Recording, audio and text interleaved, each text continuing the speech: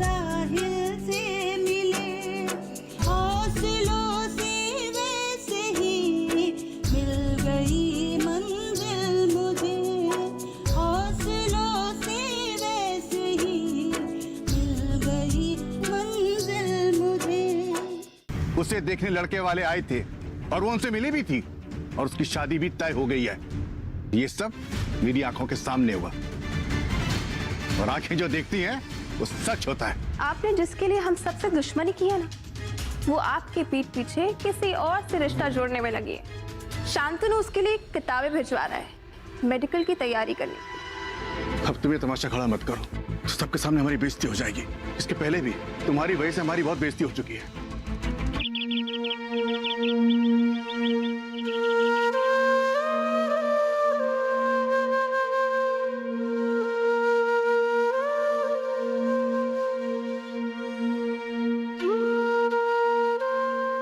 बेटा, तुम्हारे चेहरे की उदासी देखकर मैं आसानी से समझ सकता हूँ कि वहाँ तुम्हारे साथ क्या हुआ होगा।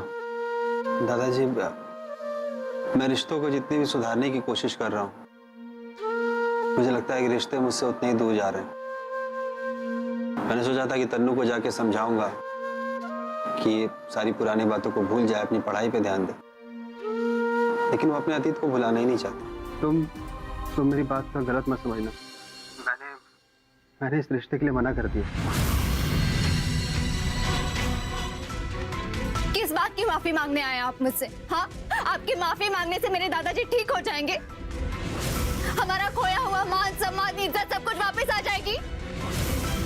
और वैसे भी आप हमसे माफी मांगने नहीं आए, बल्कि आप देखने आए हैं कि मेरे दादाजी जिंदा है या मर गए। पल्लवी ने मुझे खुद बताया है आप दोनों एक दूसरे को कितना चाहते हैं। तन्नू, पल्लवी झूठ बोल रही है। मुझे आपकी कोई बात नहीं सुननी है। मैं आपके आगे हाथ जोड़ती हूँ, आप यहाँ से चले जाएंगे या फिर मैं आपको धक्के मारकर घर से निकाल दूँ। मैंने तुम्हें उस दिन भी कहा था कि मेरे सामने मत आना, तुम्हें समझ में नहीं आता? देखो, मुझे तुम्हारी कोई मदद नहीं चाहिए, प्लीज तुम यहाँ से चले जाओ। मुझे कुछ नहीं सुनना है, मैं अपना काम खुद कर सकती हूँ, जाओ यहाँ से तुम। बेटा, मुझे इस बात का अंदेशा पहले ही था, इसीलिए तो तुम्हें वहां जाने से मना कर रहा था मैं। लेकिन इसमें तन्नू का कोई दोष नहीं है। उसके साथ जो हुआ ना, वैसा अगर किसी और के साथ होता तो वो भी वैसा ही व्यवहार करता जैसे तन्नू कर रही है। कुछ घटनाएं आपकी लाइफ में ऐसी घटती है ना, जो आपकी जिंदगी की दिशा बदल देती हैं। उन्हें भूलना इतना आसान नहीं होता है। इसका मतलब मुझे अपनी इस गलती का बोझ जिंदगी भर अपने सीने पे लेके घूमना पड़ेगा? मुझे ये पछतावा हमेशा रहेगा? नहीं बेटा, भगवान न करे तुम्हें ऐसी जिंदगी गुजारनी पड़े, लेकिन तुम्हारे सामने अब एक ही रास्ता है। जितना हो सके ना बेटा, तुम तन्नू से अपने आप को दूर रखो, उसे ये सब भूलने का समय दो। और वक्त ऐसा मरहम होता है जो बड़े से बड़े घाव को भर देता है। हो सकता है तन्नू का जख्म भी भर जाए और वो आगे चलकर तुम्हें माफ कर दे। मैं तो ये चाहता हूँ कि अपनी जिंदगी में बहुत तरक्की करे, खुश रहे, आगे बढ़े। बिल्कुल बेटा, जरूर होगा। आज से आप लोगों के लिए हम मर गए। अबे तू जा, हमको भी तेरे जैसे लौंडे की जरूरत नहीं है। नकुल बेटा, चल खाना खा ले। इतना गुस्सा नहीं करते खाने पे, ले। अरे इतना गुस्सा ठीक नहीं है बेटा, खाने पे गुस्सा नहीं करते। चल जल्दी से खाना खा ले। हमें भूख नहीं है माँ, और इस घर का हमें कुछ नहीं खाना। अरे नकुल बेटा, अपने बाबा की बात का बुरा मत मान, उनका स्वभाव ही ऐसा है, तू जानता है ना। अरे उन्हें ही नहीं पता होता है कि वो क्या कह रहे, तो फिर तू उनकी बातों को अपने दिल पे क्यों लेता है? हाँ, तू हमारा इकलौता औलाद है और इस घर का वारिस है, और इस बात को कोई नहीं बदल सकता, समझे?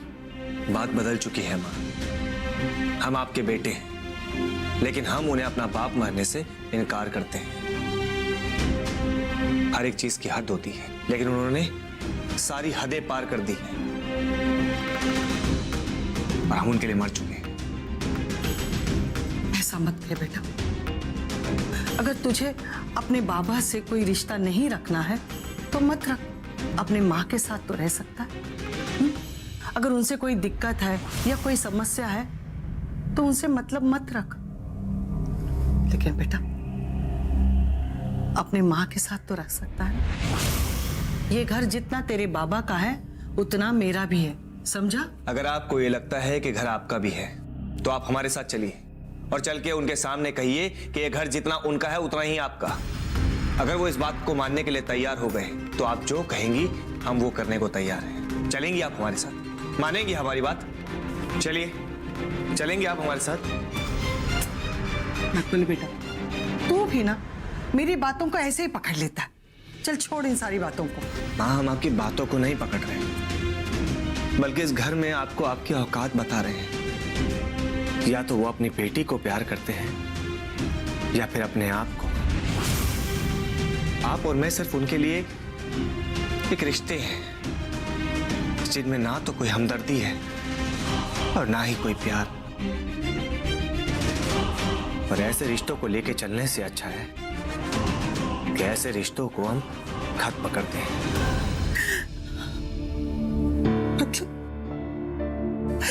मतलब आज के बाद तेरा और मेरा कोई रिश्ता नहीं रहेगा? नहीं माँ, तुमसे हमारा रिश्ता कैसे खत्म होगा? इस घर में आप ही तो हो जो हमें प्यार करती हो, हमें समझती हो।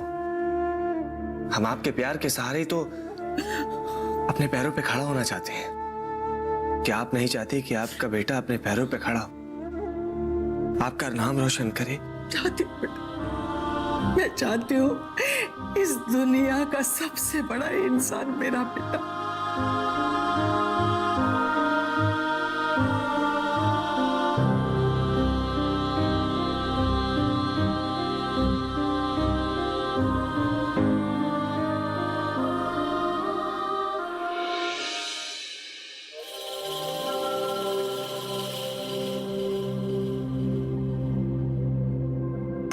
दादाजी, मैंने आपसे वादा किया था कि मैं आपका सपना पूरा करूंगी, लेकिन अब चाहकर भी मैं आपका सपना पूरा नहीं कर सकती।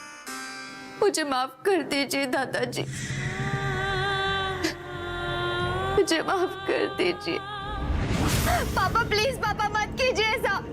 पापा प्लीज, पापा।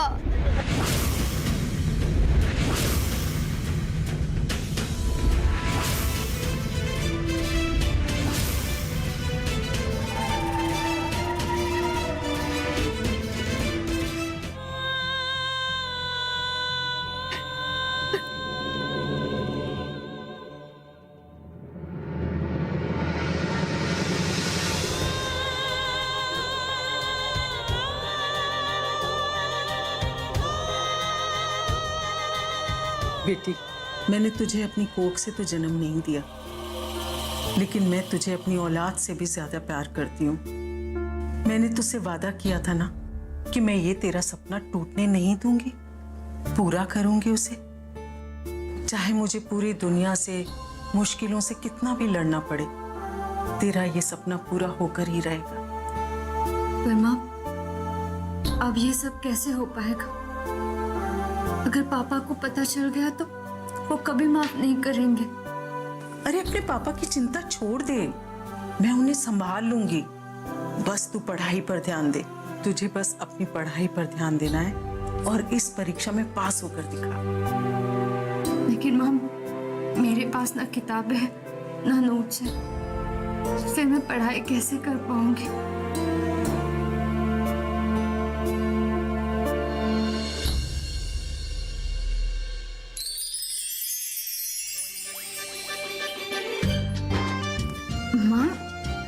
ये सारी किताबें?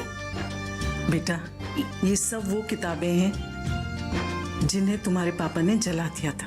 दादाजी, आप देख रहे हैं, मेरे पास वो सारी किताबें हैं। अब मैं बहुत पढ़ाई करूंगी और आपका सपना पूरा करके दिखाऊंगी। माँ, ये तो वही किताबें है ना जो शांतनु ने दी थी। आपके पास इतने पैसे कहाँ से आए? बेटा ये सब तू छोड़ और बस अपनी पढ़ाई पर ध्यान दे। अब तुझे इतनी अच्छी तरह पढ़ाई करनी है कि इस परीक्षा में तू पास हो जाए, और अगर तू इस परीक्षा में पास हो गई ना तो मैं तेरे पापा को तेरी शादी रोकने के लिए मना लूंगी।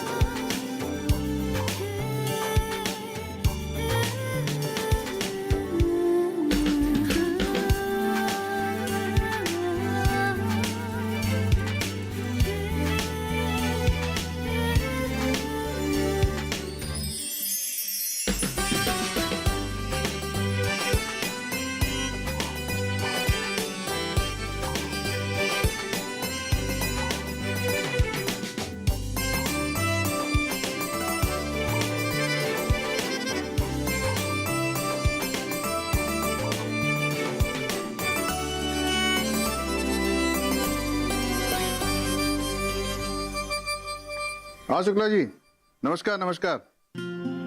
हाँ, हमारी तरफ से सारे इंतजाम हो गए हैं। हाँ, और परसों शादी वाले दिन हम लोग सुबह सब परिवार और कुछ गिने चुने रिश्तेदारों के साथ वहाँ पहुँच जाएंगे। वैसे एक बात है शुक्ला जी, आपका ये गेस्ट हाउस वाला आइडिया ना कमाल का था, वरना घर में कितने झंझट खड़े हो जाते हैं, मेहमान भीड़ भाड़। ये बड़ा अच्छा हो गया, गेस्ट हाउस में शादी की सारी रस्में आराम से निपट जाएंगी। ठीक है जी, नमस्कार। तो फिर मिलते हैं शादी वाले दिन। नमस्कार। तन्नू की माँ, देखो ना कैसे 3 महीने निकल गए और तन्नू की शादी का दिन भी करीब आ गया। एक बार तन्नू की शादी धूमधाम से हो जाए तो बस समझो मैं गंगा नहा लिया। चलो, एक बात तो कहना ही भूल गया, मैं जरा वर्मा जी के यहाँ जा रहा हूँ। अब यहाँ से गेस्ट हाउस तक जाने में गाड़ियाँ तो लगेंगी ना, तो सोच रहा हूँ 2-3 गाड़ी बुक कर डालूं। और हाँ, तुम जरा सूरज को वो रहमान काका के भेजो और देखो कि वो तन्नू बिटिया का जोड़ा तैयार हुआ कि नहीं हुआ। हाँ ठीक है, मैं वर्मा जी को होकर आता हूँ अभी।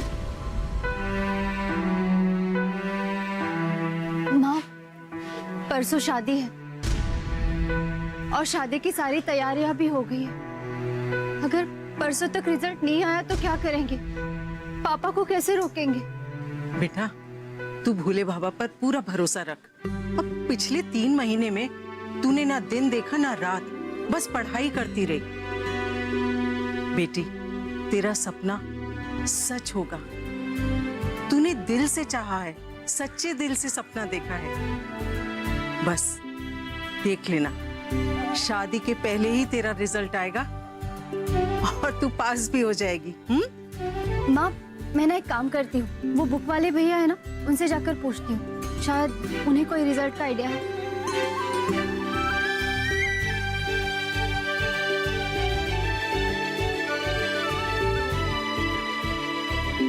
मैं आती हूँ। हाँ। और मैंने उसकी आंखों में वो तड़प देखी है, वो ललक देखी है कि वो डॉक्टर बनना चाहती है, अपने गांव में अस्पताल खोलना चाहती है, और वो सपना उसके लिए बहुत कीमती था। मिल गई मंजिल मुझे,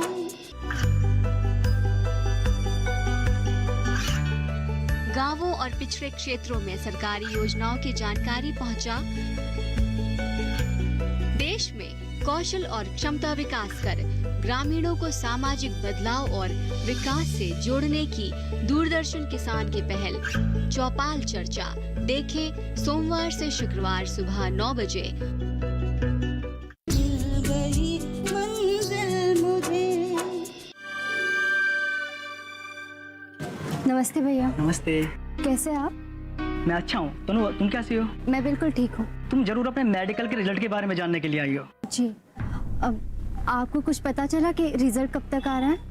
वो तो समझ में नहीं आ रहा है। पिछले साल तो जल्दी आ गया था, पर इस बार कुछ समझ में नहीं आ रहा है। आपसे एक विनती है, क्या आप मेरा एक काम करेंगे प्लीज? बताओ ना, अभी तक मैंने तुम्हारे सारे काम किए हैं। बताओ क्या काम है? आपके किसी जानने वाले को तो पता होगा ना कि रिजल्ट कब तक आ रहा है। आप एक बार प्लीज उन्हें फोन कर सकते हैं मेरे लिए? क्यों नहीं। एक मिनट।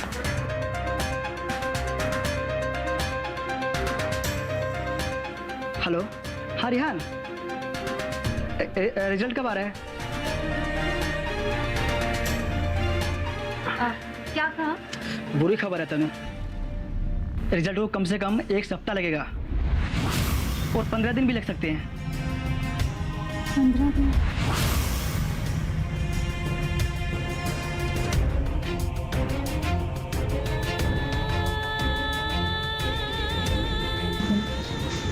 अब क्या हो, शादी तो परसों ही हुई, रिजल्ट आने में अभी हफ्ते भर का टाइम है। अब पापा नहीं मानेंगे और मेरी शादी करवा कर ही रहेंगे और मेरा सपना अपने आखिरी मुकाम पे पहुंचकर टूट जाएगा। हाँ, वो मेरी टिकट बुक कर देना फ्लाइट की। हाँ, सेम फ्लाइट में। हाँ, अरे वो 7 दिन बाद की टिकट चाहिए मुझे। टिकट हो जाएगा तो बताना मुझे। हाँ। और बरखुरदार, वापस जाने की तैयारी शुरू हो गई है? हाँ दादाजी, छुट्टियां खत्म हो गई। 3 महीने बीत गए, सब कुछ बदल गया। क्या से क्या हो गया? याद मत दिलाई दादाजी, बहुत ही कड़वा अनुभव रहा है। लेकिन एक बात है कि इन सब चीजों से मैं पहले से ज्यादा अच्छा इंसान और अनुभवी आदमी हो गया। दादाजी, तन्नू की शादी थी ना 1-2 दिन में? हाँ बेटा, सुना तो यही है कि 1-2 दिन में शादी है। बेटा, वक्त वक्त की बात है। क्या समय आ गया है। एक वो समय था जब उस घर में कोई भी काम होता था ना, तो बिना मुझसे पूछे नहीं होता था। और आज देखो, वहां शादी होने जा रही और मुझे बुलाया तक नहीं। खैर, इतना सब कुछ हो चुका है, उनका गुस्सा भी जायज है। दादाजी, मुझे लगता है कि ये जो शादी हो रही है ना, वो तन्नू नहीं करना चाहती थी। मतलब तन्नू शादी ही नहीं करना चाहती थी। उसका सपना था डॉक्टर बनना, लेकिन मैंने उसका वो सपना भी तोड़ दिया। ना ही मैं वो किताबें उसे भेजता और उसके पिताजी को पता चलता, और ना ये सब कुछ होता। आज वो रिजल्ट का इंतजार कर रही होती। देखो बेटा, इन सब चीजों के लिए अपने आप को दोष देना ठीक नहीं है। तुम्हारी नजर में जो ठीक था वो तुमने किया। बेटा, कभी कभी ईश्वर इंसान की बड़ी कठिन परीक्षा लेता है, और इसलिए नेक मकसद से किया गया अच्छा काम भी गलत साबित हो जाता है। इसमें किसी का वश नहीं है, कोई कुछ नहीं कर सकता। दादाजी, कुदरत भी इतनी कठोर नहीं हो सकती। उसे भी तो अपना संतुलन बना के रखना है। चाहे तन्नू के साथ जो कुछ भी हुआ हो, पर वो अपना सपना नहीं छोड़ सकती। और उसका सपना था कि वो डॉक्टर बने। और मैंने उसकी आंखों में वो तड़प देखी है, वो ललक देखी है कि वो डॉक्टर बनना चाहती है, अपने गांव में अस्पताल खोलना चाहती है। और वो सपना उसके लिए बहुत कीमती था, और वो इतनी आसानी से अपना सपना नहीं छोड़ने वाली।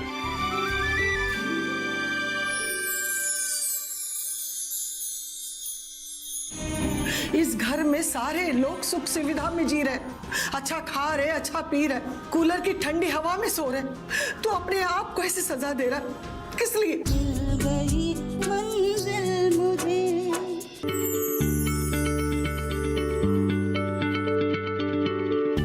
क्या आप किसी बीमारी से परेशान हैं? चाहते हैं डॉक्टर की सलाह?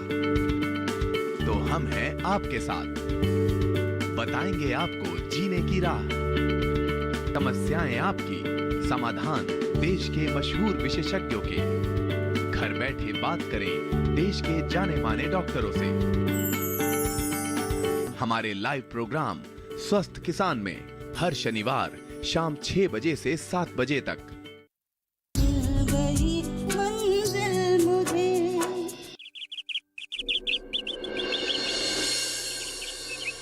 पिछले 3 महीनों से घर से अलग थलग रह रहा हूँ। खुद काम कर रहा हूँ, पैसे कमा रहा हूँ, खुद का खुद खान समा बना हुआ हूँ, खुद बना के खा रहा हूँ, और नहीं चाहिए मुझे कुछ। और दुबे प्रधान का हाथ तो मुझे अपने माथे पे बिल्कुल भी नहीं चाहिए। कब तक? कब तक तो अपने ही लोगों से नाराज होता रहेगा? मुझे बहुत तकलीफ होती है बेटा, तुझे सब करते देख। आप खुद को क्यों तकलीफ दे रही है माँ? हमें कोई तकलीफ नहीं, और हमें कुछ चाहिए भी नहीं।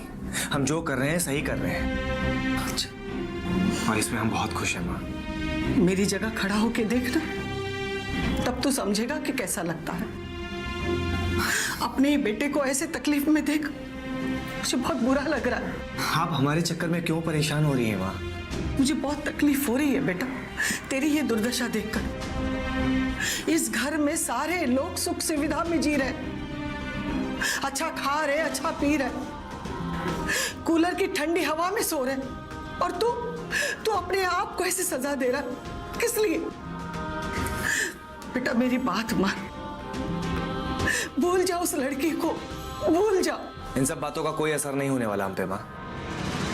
3 महीने पहले इन सब चीजों का इस्तेमाल करने का हक हम छोड़ चुके हैं, और इस बात का हमें बहुत संतोष है।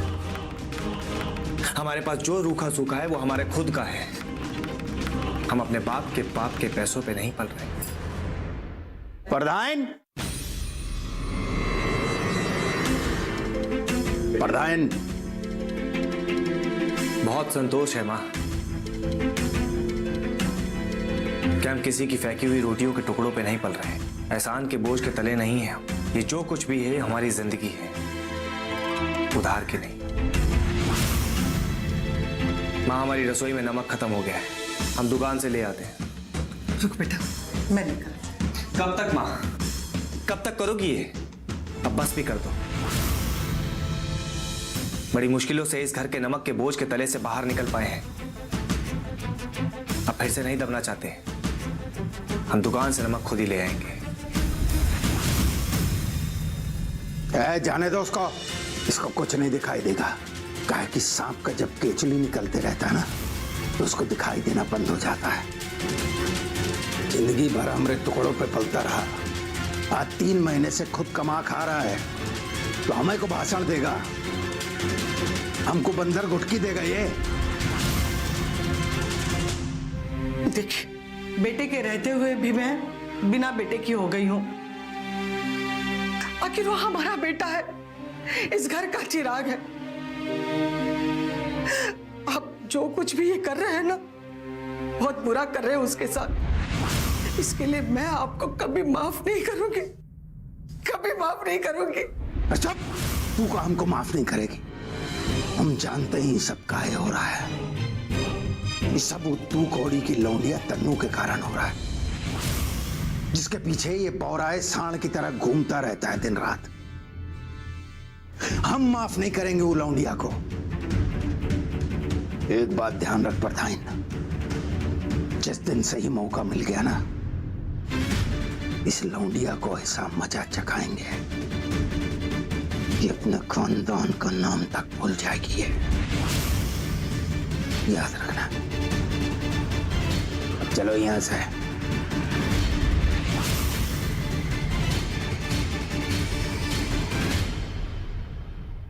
आज तुम्हारा मेडिकल का रिजल्ट आया है, तुम्हारा सिलेक्शन भी हो गया है। बधाई हो तनु, हमने तुम्हें पहले ही कहा था कि तुम्हारा सिलेक्शन हो जाएगा। और देखो हो गया। ये क्या हो रहा है यहाँ? आज वो मेडिकल टेस्ट में पास हो गई है।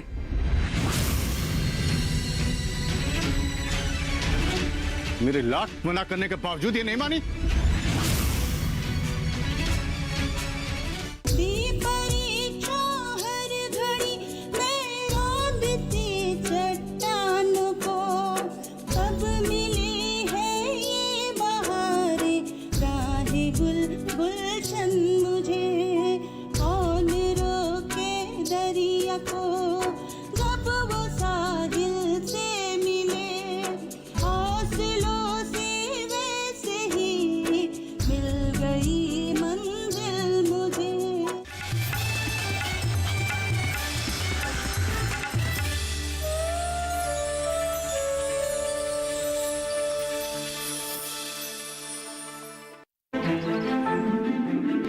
बादलों की लुका छिपी, बारिश का हाल, बर्फ की चादर, बदलता रुख हवाओं का, और मौसम के लिहाज से कैसे करें खेती, और भी बहुत कुछ सिर्फ मौसम खबर में शाम 5 बजे और 7:30 बजे। कॉटन क्रॉप में छोटी पत्ती रोग किस पोषक तत्व अर्थात न्यूट्रिएंट की कमी से होता है? गुआवा क्रॉप में जिंक न्यूट्रिएंट्स की कमी से कौन सा रोग होता है? जलप्रिया की वैरायटी इनमें से कौन सी है? लेडी फिंगर के तने का रेशा क्या बनाने में काम आता है? कागज, जस्ता, ब्राउजिंग, धान। सही जवाब, गलत जवाब, राइट आंसर। 4 प्रगतिशील किसानों की टीमों की कांटे की टक्कर, जिसमें खेती बाड़ी राउंड से शुरू करते हुए बागबानी राउंड पार करेंगे। सामान्य ज्ञान और रैपिड फायर राउंड की कसौटी पर भी टीमों को परखा जाएगा और अंत में होगी एक विजेता टीम। विजेता टीम को मिलेगा पूरे 1 लाख रुपए का इनाम। इसी को दर्शाता हुआ ये शो हम आपके समक्ष प्रस्तुत कर रहे हैं, जिसका नाम है डीडी किसान पर हर रविवार रात 8 बजे।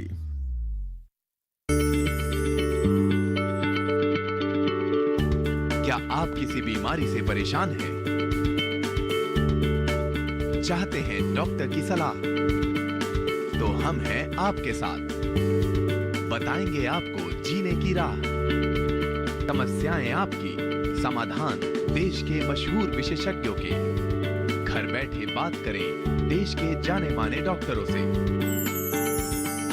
हमारे लाइव प्रोग्राम स्वस्थ किसान में हर शनिवार शाम 6 बजे से 7 बजे तक। पर्यावरण भारत की चिति, देश का स्वभाव। भारत में पर्यावरण सिर्फ जलवायु नहीं, आबो हवा नहीं, सिर्फ पेड़ पौधे, नदी पर्वत नहीं। भारत में पर्यावरण एक जीवन शैली है, सिर्फ लौकिक नहीं बल्कि दिव्य भारत का आईना। आइए आपका परिचय कराते हैं ऐसी ही कुछ परंपराओं से, इन्हीं जीवन मूल्यों से। कार्यक्रम